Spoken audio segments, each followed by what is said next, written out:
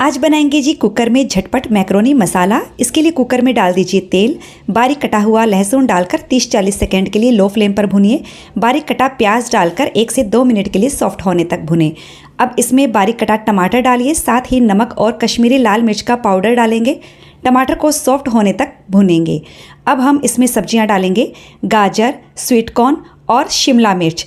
इन सब्जियों को 30-40 सेकंड के लिए मीडियम फ्लेम पर भून लेंगे। अब इसमें टोमेटो केचप, शेज़वान सॉस डालकर अच्छे से मिक्स कर लेंगे। अब हम इसमें 2 कप मैक्रोनी डालेंगे, साथ ही रेड चिली फ्लेक्स, ऑरिगेनो या मिक्स हर्ब्स डाल दीजिए और काली मिर्च का पाउडर। इन सबको अच्छे से मीडियम फ्लेम पर मिक्स कर लीजिए। 2 कप मैक्रोनी के लिए 1.5 कप पानी डालिए। गैस की फ्लेम को हाई पर कर दीजिए और इसे हाई फ्लेम पर 1 सीटी आने तक पकाना है, फिर गैस का फ्लेम बंद कर देना है। जब कुकर में से प्रेशर रिलीज हो जाएगा तब खोलिए, मैक्रोनी मसाला तैयार है।